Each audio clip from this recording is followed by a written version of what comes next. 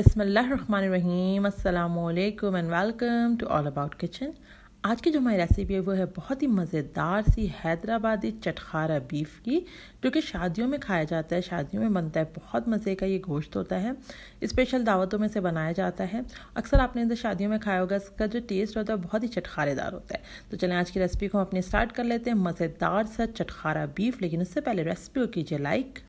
चटखारा beef बनाने के लिए मैंने हाफ कप ऑयल में डाली है एक मीडियम साइज़ की प्याज को मैंने बहुत ही फाइन स्लाइस किया है। अब हम इसको फ्राई करेंगे और इसका कलर इतना ले आएंगे जितना कौरमे का कलर होता है प्याज का, उस तरह का हम इसका कलर ले आएंगे।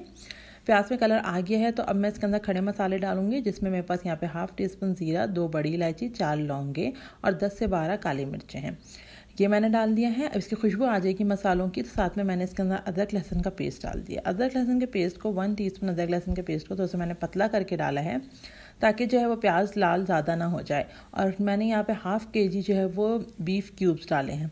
मैंने बोनलेस लिया है, मोस्टली ये बोनलेस ही बनती हैं, आप चाहें तो बोन्स के साथ बना सकते हैं।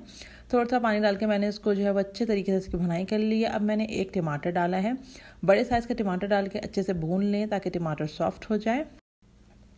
अब देखें टमाटर सॉफ्ट होने लगा है और टमाटर ने अपना पानी छोड़ना शुरू कर दिया, तो हम इसके अंदर सूखे मसाले डालेंगे, जिसमें मेरे पास है हाफ टी स्पून लाल मिर्चों का पाउडर, हाफ टी स्पून नमक, 1/4 टीस्पून हल्दी और 1/4 टीस्पून धनिया पाउडर।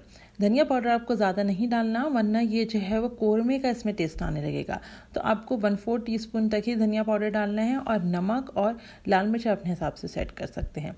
देखिए अच्छे से भुनाई हो चुकी है और ये देखें आप देख सकते हैं मसाला भुन चुका है, प्याज टमाटर सब इसके अंदर घुल चुकी है। तो बस अब मैं इसके अंदर डालूंगी पानी, और मैं इसके अंदर इतना पानी डालूंगी जितने में हमारे पास गोश्त जो है वो गल जाए। लिड को कवर कर देंगे और मीडियम फ्लेम पे इसको गोश्त के गल जाने तक पकने देंगे। अब मैं आपको दिखाती हूँ, देखिए गोश्त गल गया है और पानी भी इसका काफ़ी रिड्यूस हो चुका है। हम गोश्त के स्टेज पे चेक कर लेंगे, गोश्त हमारे पास तकरीबन डन होगा। तो बस अब हम इसके अंदर डालेंगे बहुत ही इसका मेन इंग्रेडिएंट, जो कि है लेमन जूस। जी हाँ, एक हमने बड़ा साइज़ का लेमन लिया, उसका जूस निकाला है। तो 1 to 2 टेबल स्पून आप इसके अंदर लेमन जूस डालें।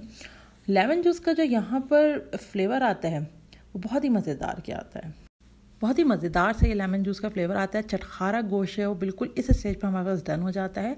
अब मैं इसको डालूंगी 1/4 कप दही, जिसको मैंने 1/4 कप पानी के साथ मिक्स कर लिया और वो मैंने डाल दिया। दही और पानी को मैंने मिक्स करके इस तरह डाल दिया है। अब हम इसको थोड़ा सा अच्छे से भून लेंगे, थोड़ा सा मिक्स कर लेंगे। फिर उसके बाद मैं इसकी लिड को कवर कर दूंगी और दोबारा से हम इसको जो है पकने देंगे, ताकि ग्रेवी जो है वो बिल्कुल सेट हो जाए। तो बस ये देखें दही सारी जा चुकी है।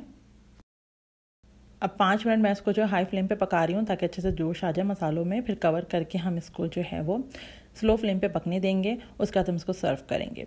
तो मैं आपको दिखाती हूँ, देखें मैंने इसको तकरीबन स्लो फ्लेम पे पकाया है और 5 मिनट हाई फ्लेम के बाद स्लो फ्लेम पे 2 मिनट पकाने के बाद देखें ये देखें कितना ज़बरदस्त जो है वो इसका टेक्स्चर आ गया। बहुत ही मज़े का ये बन जाता है। बस अब इसको सर्व करते हैं, फ्लेम को ऑफ करते हैं।